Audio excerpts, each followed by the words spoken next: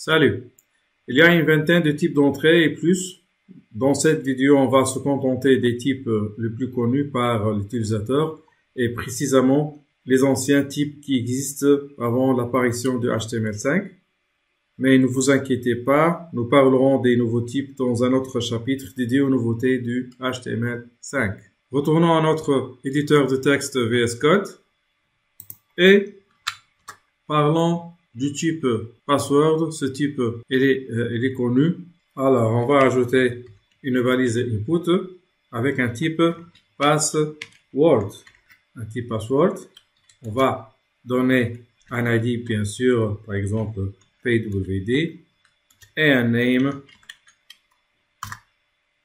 qui va porter le même nom comme l'ID. Juste, on va ouvrir une petite parenthèse. La différence entre l'ID et le name.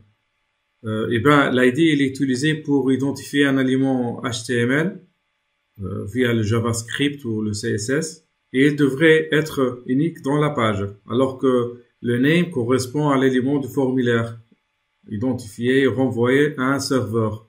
Donc, côté serveur, il y a des scripts de différents langages qui vont être exécutés, comme le PHP ou le C# ou le Python ou le Node.js. De toute façon, et de côté professionnel, on doit toujours déclarer les deux, ça veut dire l'ID et le name, et portant le même nom. Retournons à notre page du blog. Je sauvegarde et j'actualise. Mais juste, je vais régler un peu la mise en forme de notre formulaire. Tout d'abord, j'ajoute la fameuse balise label. Donc, avec un attribut pwd. À l'intérieur, mot de passe, par exemple, mot de passe. Je peux ajouter aussi quelques balises BR pour licencer entre les champs. BR. Et une autre BR. Voilà. Et je sauvegarde. Voilà. Je peux ajouter une autre BR à la fin aussi. Et j'actualise. Donc, Toto, comme d'hab, Toto à Gmail et le mot de passe. Donc, je vais donner un mot de passe. Remarquez bien que les caractères dans le champ de mot de passe sont masqués, affichés sous forme d'astérisque ou de cercle. Un autre type qui est très intéressant, c'est le type file. Donc, ajoutons, comme d'hab, cette fois-ci une balise label qu'on va appeler, par exemple, fichier.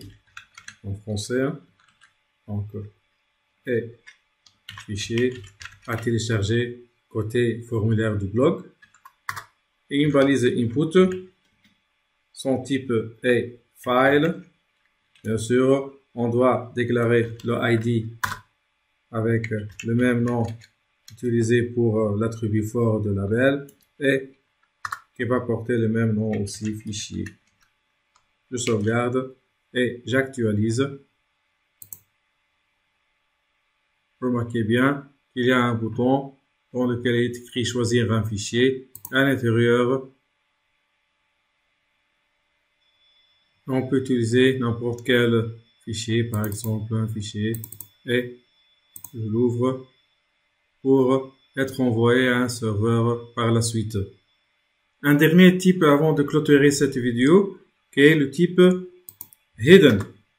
Donc, input, type, hidden. Comme ça indique son nom, c'est un type caché ou masqué. Donc, c'est un champ de saisie masqué, invisible pour les utilisateurs.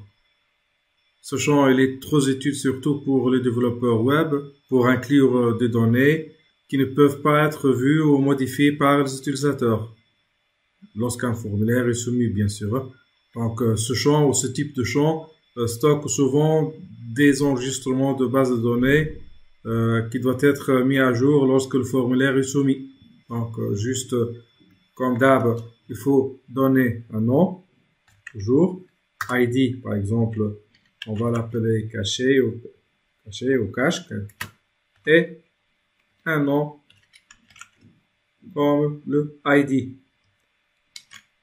On va sauvegarder et actualiser. Comme vous remarquez, il n'y a pas ou il n'apparaît pas dans le formulaire Juste, il faut donner la value ou la valeur qu'on doit donner à cette input ou à cette balise ou à ce type caché. Par exemple, information X. Voilà. Je sauvegarde, j'actualise.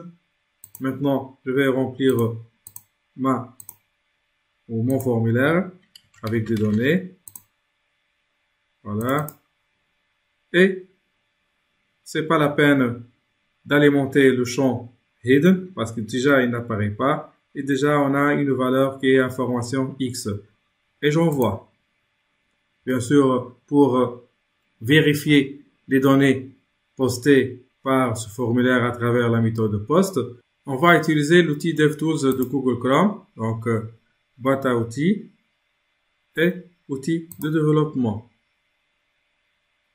Allons à la rubrique Network et le formulaire, quand vous marquez, il y a les valeurs que nous avons déjà envoyées par le formulaire, le nom total, l'email, le password, le fichier et surtout cette balise input de type hidden qui s'appelle cache et sa valeur c'est information X. Cette vidéo est terminée et à la prochaine.